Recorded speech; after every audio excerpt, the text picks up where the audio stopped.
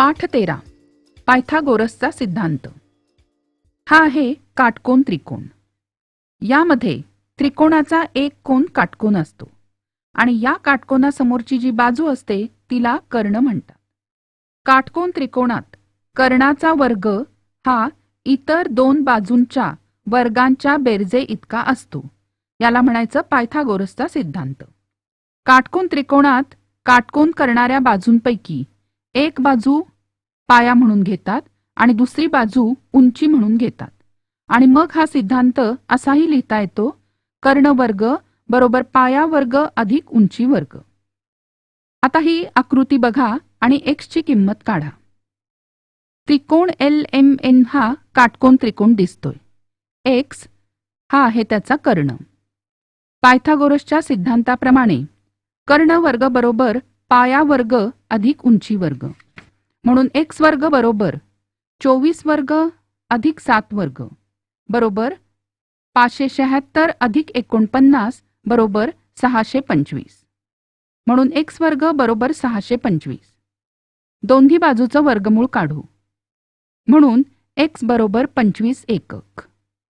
दुसरं उदाहरण, 15 मीटर लांबीची एक शिडी जमिनीपासून 9 मीटर उंचीवरील एका खिडकीपाशी पोचते, तर भिंतीचा पाया आणि शिडीचं खालचं टोक यामधलं अंतर काढा।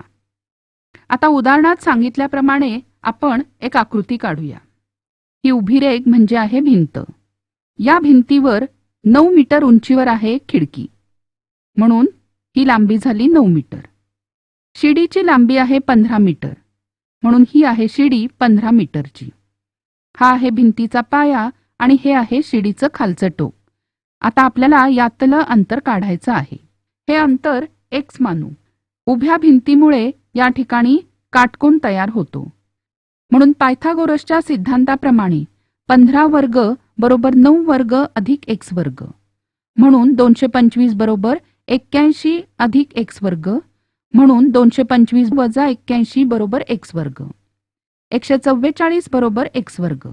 दोन्ही बाजूचं वर्गमूळ काढू, म्हणून x बरोबर 12, म्हणून भिंतीचा पाया आणि शिडीचं खालचं टोक यामधील अंतर बरोबर 12 मीटर।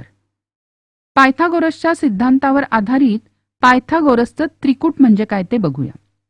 नैसर्गिक संख्यांच्या त्रिकुटामध्ये जर मोठ्या संख्येचा वर्ग हा इतर दोन संख्यांच्या वर्गांच्या बेरजे इतका असेल तर त्याला म्हणायचं पायथागोरसचं त्रिकूट। ज्या त्रिकोणाच्या भुजांची लांबी अशा त्रिकुटातील संख्यांनी दर्शवली जाते तो त्रिकोण काटकोन त्रिकोण असतो। आता या ठिकाणी त्रिकोणांच्या बाजू दिल्या आहेत, त्यावरून हा त्रिकोण काटकोन त्रिकोण आहे की नाही ते ओळखा।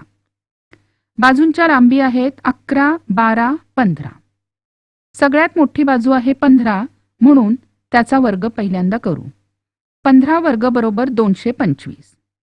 आता इतर दोन बाजूंच्या वर्गांची बेरीज करू। 11 वर्ग अधिक 12 वर्ग बरोबर 121 अधिक 144 बरोबर 265। या ठिकाणी 11 वर्ग अधिक 12 वर्ग हे 15च्या वर्गा एवढा नाही, म्हणून हा काटकोन त्रिकोण नाही। आता दुसरं त्रिकूट बघूया। 11, 60, 61। 61चा वर्ग बरोबर 3721। 60 वर्ग अधिक 11 वर्ग बरोबर 3600 अधिक 121 बरोबर 3721। या ठिकाणी 61 वर्ग बरोबर 11 वर्ग अधिक 60 वर्ग, म्हणून या बाजू असलेला त्रिकोण हा काटकोन त्रिकोण आहे।